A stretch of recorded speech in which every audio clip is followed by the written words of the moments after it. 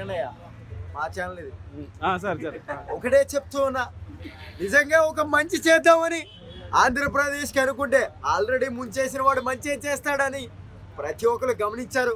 అందుకనే 11 నిమిషాల కన్నా ఎక్కువ ఉంచనివ్వకుండా డొబ్బే అన్నారు. అది వేరే విషయం.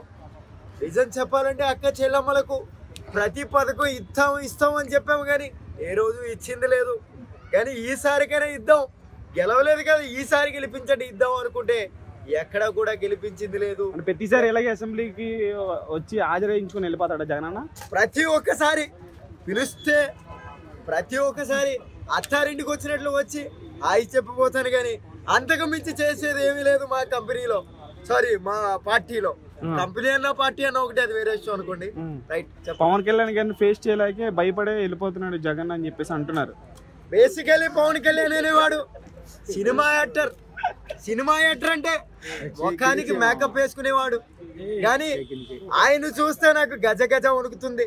ఎందుకు అంటే ఆయన మేకప్ వేయడమే కాదు, నా లైఫ్ ప్యాకప్ చెప్తాడు అనేమో. అందుకనే 11 నిమిషాల కన్నా ఒక్క సెకండ్ కూడా ఎక్కువ ఉండకడానికి చేశాను, ఎందుకంటే మా 11 సీట్లే కాబట్టి. రఘురామ కృష్ణరాజు గారిని కూడా ఆయన పార్టీలో గతంలో ఉన్నప్పుడు చాలా అరెస్ట్ చేసి చాలా చిత్రహింసలు చేశారు. ఇప్పుడు ఆయన్ని స్పీకర్ గా పెడితే ఆయన్ని కూడా ఫేస్ చేయలేనేమో అని చెప్పి అదొక బేసికలీ ఒక చిన్న చూపు అయిపోయింది ప్రతి ఒక్కరికి. ఈ జగన్మోహన్ రెడ్డి పేరు కూడా మర్చిపోయాను, పదవిలో లేకపోతే అది వేరే విషయం అనుకోండి. ఈ జగన్మోహన్ రెడ్డి ఏదైనా గొప్పగా చేద్దాం అనుకుంటే గొప్పలు చెప్పుకోవడమే, కానీ గొప్పలు చేసేది ఏ రోజు లేదని మీ అందరికీ అనిపి ఇచ్చేసారు. కాబట్టి నన్ను 11 నిమిషాల కన్నా ఎక్కువ ఉండనివ్వరని ఆ 11 సీట్లు వచ్చిన వాళ్ళ గురించి అయినా మనిషికి 1 నిమిషం చొప్పున మాట్లాడి ఇంటికి తెంగేశాను. ఏసీ వేసుకుందాం అంటే ఏసీకి కూడా డబ్బులు ఓసీగా అది వేరే విషయం. రైట్, చెప్పండి. ఓకే. సో పవన్ కళ్యాణ్ గారు ఏమన్నారంటే మీకు అంతగా ప్రతిపక్ష హోదా కావాలంటే జర్మనీ దేశానికి వెళ్ళిపోతున్నాను అన్నాడు. బేసికల్లీ ఇప్పుడు నిజం చెప్పాలి అంటే జర్మనీ కాదు, ఇటలాండ్, అలాగే దుబాయ్, అమెరికా అటువంటి దేశాల్లోనే పోవాలి.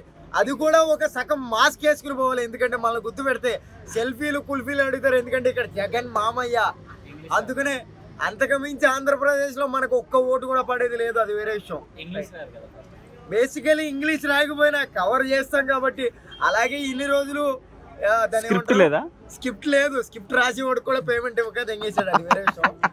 ఇప్పుడు నార్మల్ గా అసెంబ్లీకి ప్రజల తరపున ప్రజల సమస్యల కోసం పోతారు కదా, మరి అక్కడికి వెళ్ళి కూడా ప్రతిపక్ష హోదా అంటుండే ఏంటి? బేసికలీ సమస్యలు అంటే గుర్తొచ్చింది, పక్కవాడి సమస్యల గురించి మాట్లాడే ముందు నా సమస్యల గురించి ఎవరు మాట్లాడతారో తెలియదు లేదు, అది వేరే విషయం.